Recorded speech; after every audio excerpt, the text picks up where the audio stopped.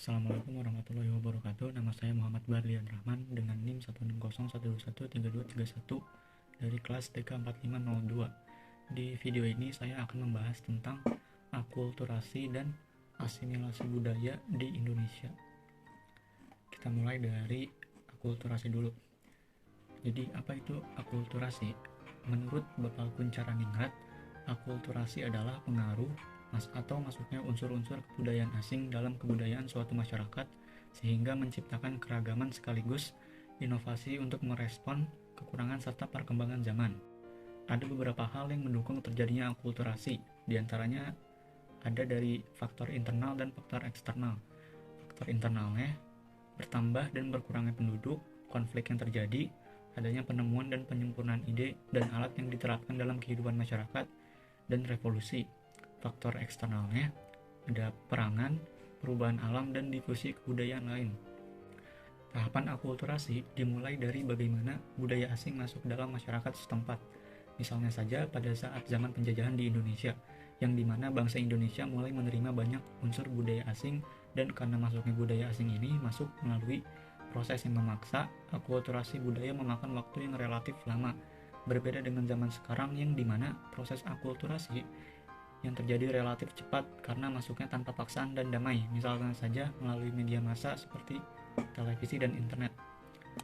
Akulturasi juga memiliki dampak negatif, yaitu adanya budaya individualis yang mementingkan kepentingan diri sendiri dan tidak menjunjung tinggi persatuan dan gotong royong.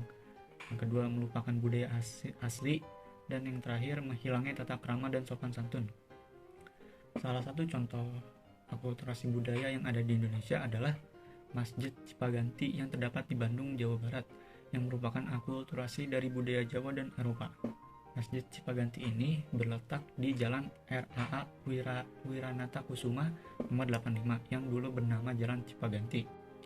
Masjid ini mulai dibangun pada tanggal 7 Februari 1933 dan diresmikan oleh Bupati Bandung pada tanggal 27 Januari 1934. Masjid ini dirancang oleh arsitek Belanda bernama Charles Prosper Wolff Schumacher. Beliau merupakan arsitek yang cukup terkenal karena desain-desain bangunan yang memadukan unsur budaya timur dan barat. Masjid Cipaganti ini memiliki kemiripan segi arsitektur dengan gereja Betel, yaitu dari pintu utama yang menjorok dan disangga dengan dua pilar di kanan dan kirinya. Masjid Raya Cipaganti memiliki nuansa Art Deco khas Eropa dengan sentuhan seni tradisional Jawa dan dilengkapi dengan pengaruh dari kaligrafi Timur Tengah. Corak Jawa pada masjid itu terlihat dari penggunaan atap Tanjung Tumpang II, sementara corak Eropa terlihat dari pemakaian kuda-kuda segitiga yang berfungsi untuk penyangga atap. Sampai saat ini, masjid ini masih digunakan oleh masyarakat Muslim di Bandung Utara sebagai tempat ibadah dan juga termasuk bangunan cagar budaya. Sekarang kita akan membahas tentang asimilasi. Apa itu asimilasi?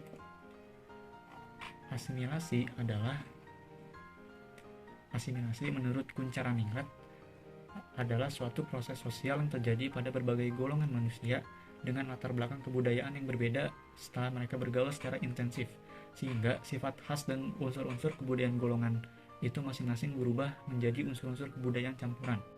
Menurut Bapak Kuncharaningrat juga, asimilasi bisa timbul apabila ada golongan manusia dengan latar kebudayaan yang berbeda-beda saling bergaul secara intensif dalam waktu yang lama, dan kebudayaan golongan tadi masing-masing berubah sifatnya dan unsur masing-masing juga berubah wujudnya menjadi unsur-unsur kebudayaan campuran.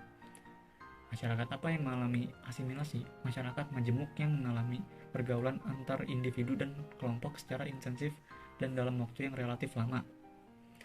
Ada beberapa faktor pendorong asimilasi, diantaranya adanya perbedaan di antara masing-masing pendukung kebudayaan, sehingga kedua pihak yang terlibat dalam interaksi tersebut mempunyai kepentingan saling melengkapi unsur kebudayaan masing-masing.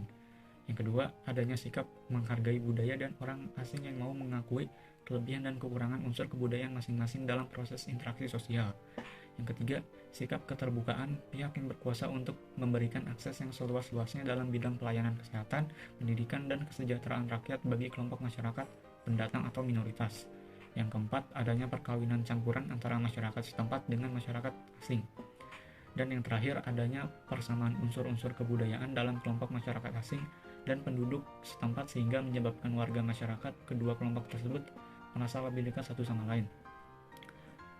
Ada faktor penghambat asimilasi, yaitu yang pertama, tidak adanya sikap toleransi dan simpati antara masyarakat asing dan penduduk setempat. Yang kedua, adanya perasaan dominan dari individu yang berasal dari kelompok masyarakat. Yang ketiga, terisolasinya suatu kelompok masyarakat sehingga menghambat terjadinya interaksi sosial. Yang kelima, adanya in-group feeling atau perasaan yang kuat bahwa individu terikat pada kelompok sosial atau suatu kebudayaan kelompok tertentu. Salah satu contoh asimilasi yang ada di Indonesia adalah baju koko yang merupakan asimilasi dari budaya Tionghoa dan budaya Muslim. Baju koko merupakan baju tradisional masyarakat Tionghoa secara turun-temurun yang dikenal dengan nama tuikin. Penggunaan baju koko di Indonesia dimulai dari sejak pemerintah Orde Baru yang berkuasa hingga 1980. Presiden Soeharto sempat mempersempit ruang gerak Islam termasuk juga simbol-simbol keislaman yang dianggap bisa mengganggu kursi kekuasaannya. Tetapi sejak dekade 1990, politik akomodasi Islam sempat hidup yang dimana membawakan akomodasi kultural, yaitu ekspresi kultural Islam mulai diterima ke dalam wilayah publik seperti pemakaian jilbab, pemakaian baju koko, hingga ucapan Assalamualaikum. Lalu pelan-pelan sejak saat itu hingga hari ini pemakaian baju koko mulai semakin banyak. Sampai saat ini juga baju koko masih digunakan oleh pria muslim di Indonesia. Kenapa? Karena menurut saya sudah menjadi bagian dari tradisi beribadah umat muslim di Indonesia. Sekian dari saya, mohon maaf jika ada kekurangan dan kesalahan. Terima kasih atas perhatiannya. Wassalamualaikum warahmatullahi wabarakatuh.